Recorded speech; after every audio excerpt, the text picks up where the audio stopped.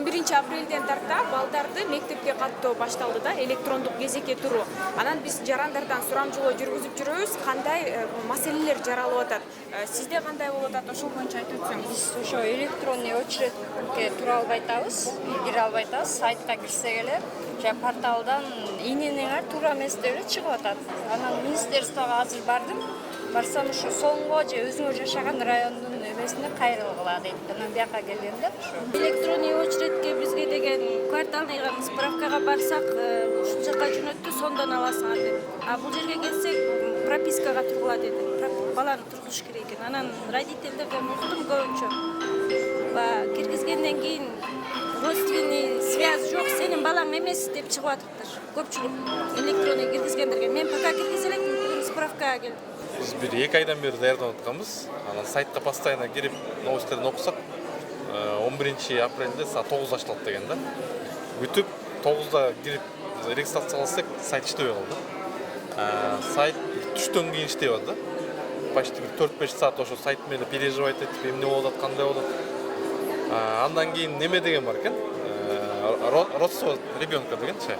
Ага кирсек, пинди набирать этсек, то есть не ваш ребенок и мамасы да жазсак, это не ваш деп, короче, туура эмес чыгып атат да. Анан соңго чалдык, эме телефонго чала баштадык, билим берүү министерствосуна. Чалсак, соңго орла деди. Соңго саат ошентип 3тө келдик көчө. Келсек, бир 200 киши деп экен. Бүгүн жетишпейбиз го, эртең саат 8:30 ачылат экен. Анан биякта электронный очеред деген бар экен, электронный очередине регистрация кылып, саат бүгүн 8:30 кылсак, тоже 2 саат болду, күтүп атабыз да. Анан ал сайт боюнча дагы айтып кетсек, сайтта бир эле мектеп чыгып атат да. То есть биз башка районго катталып калыптырбыз, бирок жаныбыздагы райондогу мектепке бере албайт экенбиз да.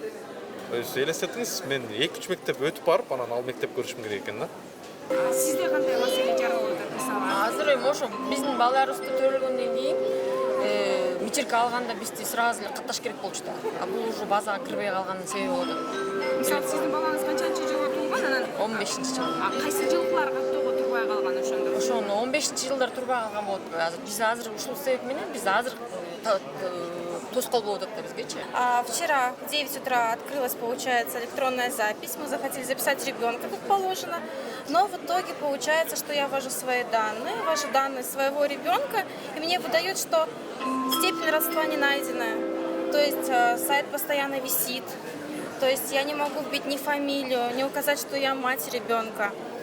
Получается, пошла в детский сад. В итоге мне говорят, мы ничем не можем вам помочь, потому что нам дали такое указание, что теперь нужно будет электронную запись вести. Я вот приехала, хочу как-то разобраться, поставить ребенка, потому что я сама работаю.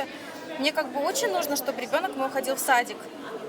И эта проблема практически у всего поселка, где я проживаю. Я так понимаю, что и в очереди то же самое сейчас происходит. Я не знаю, к чему мы придем. Электронная запись, кому она нужна, эта электронная запись? Только мучают людей, детей, особенно родителей. И сами же мучаются здесь люди, которые работают. Они злятся, они возмущаются, люди возмущаются. Вот это толкучки, вот это вот неудобство, это ненормально. Я уже тут целый час, вот 105-я в очереди, там только 30-й билет прошел. Сколько займет, не знаю. В колл-центр позвонила, короткие гудки, я даже дозвониться не могу. Мне то, что при регистрации ребенка выдало, что обратитесь вот сюда в ЦИОМ, и все. 15-жылы төрөлгөн балдардын иненени жок экен. Иненени алсак, эми бир туугандары, мисалы, ата-энесинин каттоосу базадан чыкпай, ошон үчүн тияка сайтка кире албай атабыз да. Мектепке каттала албай атабыз.